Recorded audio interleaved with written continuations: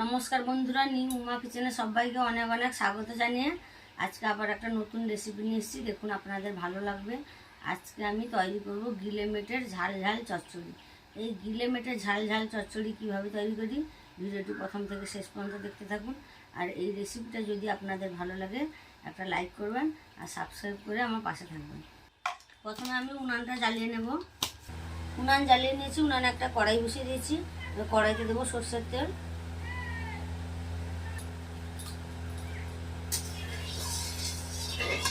তেল গরম হয়ে গেছে, এবার লবণ হলুদ মাখানো আলুগুলো দিয়ে দেব।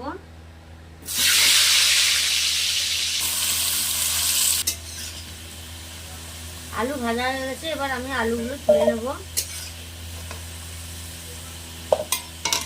আলুগুলো একদম লাল লাল করে ভেজে নেব। কড়াইতে দেব গোটা জিরা, গোটা গরম মশলা দেব। এবার দেব পেঁয়াজ কুচনো আর পাকা লঙ্কা চেরা।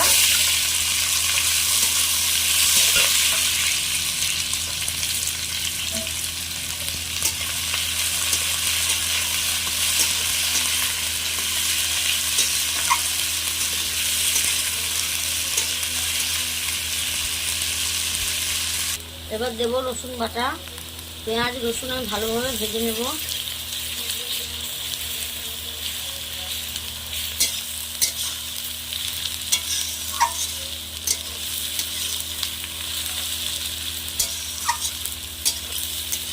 এবার দেব আদা বাটা।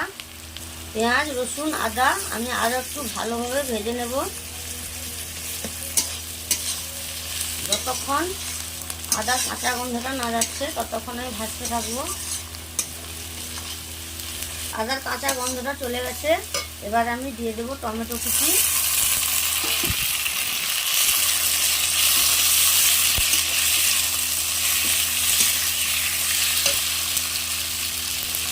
এবার দেবো ধনে গুঁড়ো জিরে গুঁড়ো, পরিমাণ মতো লবণ দেবো, হলুদ গুঁড়ো দেবো, লঙ্কার গুঁড়ো দেবো, অল্প একটু চিনি দেবো। জল দিয়ে মশলাটা আমি কষিয়ে নেব।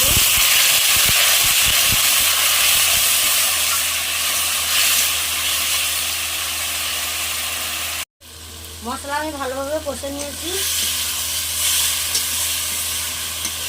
এই গিলেমেটেতে লবণ হলুদ একটু সরষের তেল মাখিয়ে রেখেছিলাম।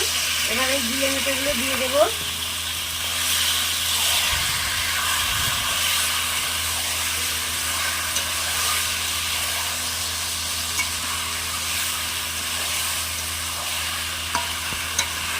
চাপা দিয়ে দিয়ে আমি গিলেমেটেটা ভালোভাবে কষে নেব। এবার দেবো ভেজে রাখা আলু।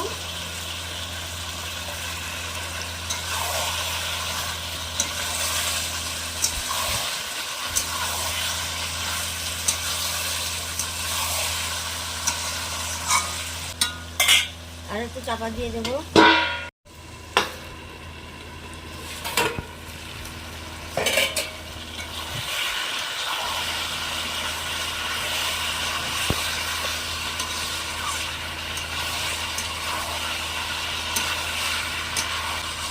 কষানো হয়ে গেছে, এবার দিয়ে দেবো জল।